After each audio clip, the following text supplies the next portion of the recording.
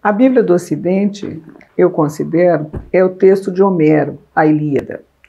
Ali, naquele poema magnífico, ele descreve algo que infelizmente é presente para nós até hoje, que é a guerra entre os homens, os valores sagrados de uma civilização, as relações humanas. Ele descreve muito o que até hoje é presente, eu insisto. Mas no canto 18, que é exemplar, ele, quando fala do escudo de Aquiles, é um canto inteiro para falar disso, ele traça um quadro organizado e categorizado, esse é o importante, da vida em sociedade em todas as suas facetas. Como o Ocidente se estruturou e continua estruturado até hoje, guardadas as diferenças de época, claro. Mas tem muito mais, né? O que aparece nesse quadro, nesse pano de fundo, em cima do qual o Homero trabalha?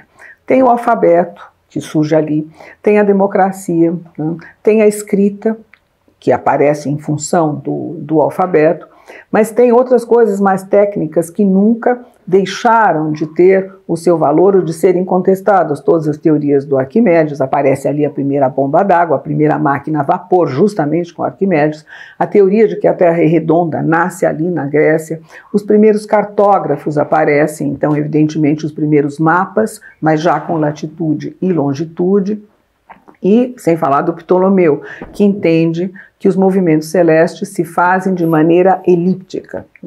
Tem também outro elemento importante, que são os Jogos Olímpicos, mas além disso tem o teatro, tem a música, a comédia, a tragédia, ou seja, as nossas musas, né? Se você se interessar pelo tema, tem uns minutos gregos em que eu falo só sobre elas, né? As musas, de onde vem, evidentemente, a palavra museu.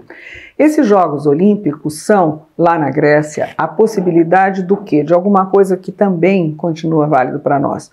A reunião em paz e não em guerra, né? Na época, o público era de 40 mil pessoas. Ora, se nós formos pensar, naquela época é muita gente. E eles são o que, esses Jogos Olímpicos? A realização de um ideal. O ideal heróico, da prova de heroísmo, ou seja, o que nós podemos chamar de realização pessoal de ultrapassamento. Esse tema, se você se interessa pela questão do ultrapassamento, você encontra numa outra fala, num outro vídeo, sobre o supra-humano de Nietzsche, que por essência trata, por excelência, de ultrapassamento. Essas provas olímpicas são o quê? A possibilidade de viver momentos de glória, né? E isso é típico daquela cultura, que foi uma cultura que também privilegiou a meritocracia e o talento, o que não é pouca coisa e para nós deveria ser muito, né? Nem sempre é, infelizmente. É esse sistema que permite que todos tenham a sua chance, a meritocracia e o talento. Sem isso, você não tem nem a emergência da democracia depois. Mas essa é outra discussão. Isso é algo tão emblemático que até hoje a chama olímpica que acende a tocha dos Jogos, a cada 4 anos, se eu não me engano, vem da Grécia. Essa chama que vem de lá é a chama de Héstia, na verdade, que é a deusa da lareira e do interior. E por que vem de lá? Porque simbolicamente a história é a seguinte: essa chama, os gregos tiravam uma fagulha dela, punham num recipiente tipo uma ampola fechada assim, e eles levavam em cada navio, em cada missão de conquista, porque quando eles conseguiam conquistar uma terra nova, eles acendiam nessa nova terra a chama sagrada da civilização. Esse é o símbolo daquela tocha que acende, né, a cada 4 anos, os Jogos Olímpicos que os inaugura. Há quem diga que essa chama simboliza a centelha divina, em grego spermapyros, um pouquinho desse fogo de Zeus que Prometeu roubou para dar aos homens. Mas não importa, a beleza e a tradição se equiparam. E tem muito mais ainda nessa tradição grega, nesse nosso pano de fundo que calcou a nossa identidade, que às vezes a gente acaba até menosprezando ou, enfim, não se dando conta. Tem, por exemplo, a catapulta, não aparece na Idade Média, aparece lá na Grécia. As armaduras, como nós as conhecemos, a alavanca, novamente Arquimedes, né, que se transformaria em base e fundamentos da nossa mecânica. No rastro da requintada geometria, bom, aí então eles nadavam de braçada. Conjugada à álgebra, os gregos inventaram o quê? Uma sofisticada máquina de sorteio, conceito posteriormente central na democracia. Vem deles também a primeira arte realista, com o quê? Com as estátuas mostrando a beleza e a anatomia do corpo. Esses dois elementos foram herdados depois pela Renascença. Sem os gregos, nós não entenderíamos como funciona o universo. Nós não faríamos domos de catedrais e de palácios. Nós não teríamos tido a Revolução Industrial, nem riscaríamos os mares como nós riscamos, por tudo isso que eu já falei. Sem a questão da máquina a vapor, não teria havido Revolução Industrial. Vem deles também a acústica dos teatros e a dos atuais estádios, né? E seguramente, mais importante do que todo o resto, exceção feita da filosofia, é claro, as bases da ciência. Outra herança importante é a herança legal. Os juízes que votariam, né, e decidiriam uma questão, isso é um ponto que eu considero muito interessante. Eles eram escolhidos no dia do julgamento, para impedir o quê? Qualquer forma de corrupção. Os romanos, que herdaram tanta coisa dos gregos, infelizmente não adotaram esse sistema. E nós herdamos dos romanos, o resto eu não preciso continuar, vocês já devem ter pensado em muita gente que a gente conhece em muito caso, né? Infelizmente.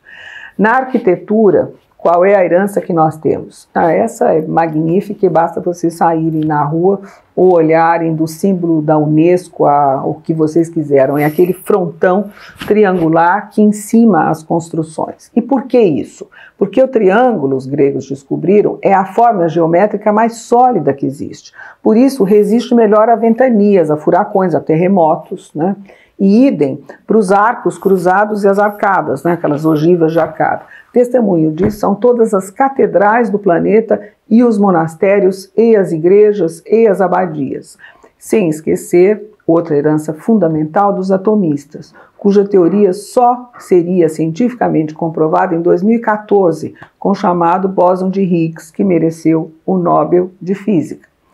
O filósofo Anaxágoras também nos deixou um legado importante. Ele é o primeiro a entender que a Lua é iluminada pelo Sol. Ora, vale lembrar que o centro dessa civilização brilhante foi uma pequena cidade na época, né? Hoje ela é muito grande, na época ela era minúscula, Atenas.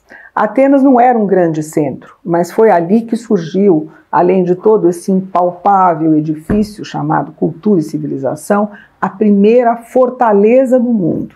Nenhuma cidade oriental possui uma, apesar de serem, né, as civilizações orientais tão mais antigas do que a grega. Mas ali também tem um detalhe que até me comove, e quem foi à Acrópole, bom, aí é estonteante. Essa ressalva importante que nós podemos fazer com relação à fortaleza grega. A fortaleza de Atenas é a sua Acrópole, mas não é uma fortaleza de guerra. Ela é toda dedicada a Atena, essa Atena que eu tenho sempre aqui comigo. Ela guardava o quê? O tesouro da cidade, é verdade?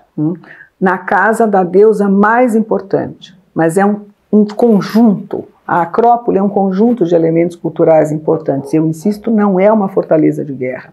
A casa de Atena é o Partenon, esse que é modelo de arquitetura até hoje, né? Com o frontão em triângulo, com as colunas, com aquele cálculo todo que foi feito, por isso que é um exemplo privilegiado, em cima do número áureo, né? E que até hoje é modelo de arquitetura, qualquer estudante de arquitetura e de desenho sabe disso, né? Sobre o número áureo eu falo em outros minutos gregos. O que nós temos ali são monumentos de uma beleza de cortar o fôlego, né? Com as condições que até hoje são sinônimo de belo e que estão reunidos ali, a harmonia e a proporção. Paris que o diga, ela foi toda reurbanizada pelo Barão Haussmann em cima de um imperativo único e central, o número áureo, né? Porque você tem no número áureo, essas foram as determinações dele, que a extensão, a altura e a fundura sejam calculados, por isso que quando você olha para aquelas ruas e aqueles prédios com aquelas fachadas tão bonitas, na verdade, coisa bonita tem no mundo todo, mas ali você tem a harmonia e a proporção que são resultado desse cálculo feito em cima do número áureo. Pena que a religião dos gregos não tenha resistido ao monoteísmo. porque os seus deuses são bem divertidos e disso eu falo em outros minutos gregos. Até a próxima e muito obrigada.